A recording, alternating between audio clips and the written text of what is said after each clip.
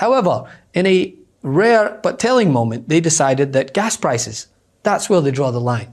You know, deporting kids with cancer, they'll look the other way, but this they had to focus on. When you look at gas now at $3.18 a gallon. But since Inauguration Day, they're actually up. Gas prices since Election Day up 2.6%, since Inauguration Day up 2%. When are those gas prices going to start to come down? So on the days the president was referring to there, last Wednesday and Thursday, there was not a single state that had its average gas price any lower than $2.70. So nowhere near $1.98. Now people might say, well, the president didn't say average prices. He said prices. So maybe there were some gas stations in some states selling for $1.98. I asked the firm Gas Buddy about this. Gas Buddy tracks tens of thousands of stations across the country. They found zero stations anywhere in the country anywhere below $2.19. So that's wrong too. Now, I'll add that I asked the White House about this. They not only couldn't corroborate the president's claim, but they introduced another lie in sending me a response about the previous lie. They said that if big city reporters actually went out to middle America, they would see that gas prices there are at record lows. Well, I looked into that as well, Jake. Also not true. We're nowhere near record lows anywhere in this country. Oh, you city slicker. And this comes as Trump himself faced real-time fact-checking, first in his sit-down interview with ABC's Terry Moran, an interview that Trump expected to go smoothly, considering that he literally chose his own interviewer, because that's not authoritarian at all, only for it to go off the rails as he admitted to believing photoshopped images were real. 7 times, folks, 7 times. He wasn't a member of a gang. And then they looked, and on his knuckles, he had MS-13. There's a dispute well, over wait a minute. He had MS-13 on his knuckles tattooed. Oh, he had some tattoos that are interpreted that way. But let's move on. Wait a minute. Hey, Terry. He did not have the letter MS-13. It says MS-13. That was Photoshopped. So let me That was Photoshopped. Terry, you can't do that. Hey, they're giving you the big break of a lifetime. You know, you're doing the interview. I picked you because, frankly, I never heard of you, but that's okay. But I picked you, Terry, but you're not being very nice. He had MS-13 tattooed. We'll agree to disagree. I want to move on to something else. Terry, do you want me to show you the picture? I saw the picture. And you think it was Photoshopped? Well, here we go. Don't Photoshop it. Go look at his hand. He had MS-13. He did have tattoos that can be interpreted that way. I'm not an expert on them. I want to turn to Ukraine, sir. Terry, I want to get to Ukraine. No. He had MS, as clear as you can be, not interpreted. This is why people no longer believe the news, because it's fake news. When he was photographed in El Salvador, they aren't there. But let's just go on. They aren't there when he's in El Salvador. They weren't there, but they're there now, right? No, but they're in your picture. Terry. Ukraine, sir. He's got MS-13 on his knuckle. There were some things where, when I heard about him, I put him back, as you know.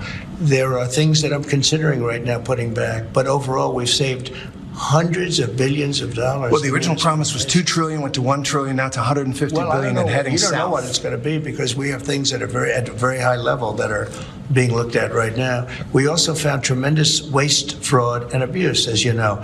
We found a lot of fraud. There was a lot of fraud. Fraudulent things were taking place.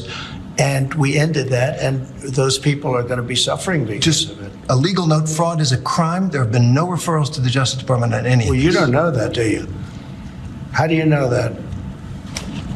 Have there been referrals to the, are there criminal referrals? How would you know that there were no referrals? I think there were referrals. They generally are. There's been no investigation from the Justice Department. How do you know that? I'm asking you, sir. No, you're not asking me. You made a statement. You're not now asking I'm asking you. That was a statement that you made. There had been. I'm asking you. Have there been? Yes, there have been. So there have been referrals for fraud from the work of the Of course there have been. Take a look at some of these things that took place. Billions of dollars were given to people for no reason whatsoever. And then there was this epic moment after his ring-kissing ceremony with his own cabinet members, where reporter Andrew Feinberg of The Independent pointed out the rife hypocrisy of this administration, highlighting how Trump claimed the stock market booming under Biden was because of him, but somehow the decline in the stock market under his reign is Biden's fault. You frequently took credit for the stock market highs. You said it was a reflection of how well you were doing in the polls, and then after you were elected, you said the stock market highs were a reflection of how well the transition is going and the American people's confidence in your incoming administration. Now, the stock market's not doing so well, and you're saying that's the Biden stock market, yet you are the president. Can you explain that? Yeah, I'm not taking credit or discredit for the stock market. I'm just saying that we inherited a mess, both at the borders. You could look at every single one of the people here, and no matter who it is, they're doing better, and they are far superior to what took place for 4 years before us. When you look at prisoners being allowed to come into our country at will, just at will, people from mental institutions, gang members, drug dealers, when you look at that, what they've done to our country, and also having to do with finance, look at what happened with inflation. We had the worst inflation probably in the history of our country. They say 48 years, but I would say in the history of our country, it ate away at people. And even though you saw a stock market going up somewhat, because in my case, I had the biggest stock market increase, 88% in the last term, in my last term. But I don't view the stock market as the end all. It's an indicator.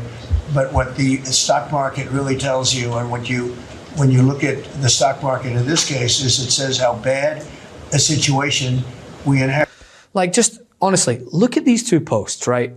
Side by side. And ask yourself truly, if you believe this, is it time for the padded room? Because I don't know what else to tell you. I'm out of words. Me, a Scot that loves the sound of his own voice. There is no bottom, it seems. We're just plummeting further each day with MAGA-only pressers and worshipping ceremonies instead of actual journalism, truth. And when Trump or his minions are dealt with a dose of that truth, they just flat out deny it. He's sort of underwater, and particularly on the economy, tariffs, and inflation, he's well underwater. You've still got some work to do in that front. A lot of people think that he's spending too much time on tariffs and not enough time on the economy and lowering prices. What do you say? Well, I don't want to make things awkward for you, John, but it is our opinion that Fox News needs to fire its pollster. And I won't surprise you with that. I don't think you're surprised that I'm saying that. But the Fox News pollster has always been wrong about President Trump. They were the ones that said all summer long that Kamala Harris was going to be the 47th president of the United States. So we don't acknowledge any of that polling. We're in such troubling times, honestly. The need for more people speaking truth to power has never been more vital. Love this video? Continue the conversation by following us on Instagram @MeidasTouch and help us blow past 1 million followers.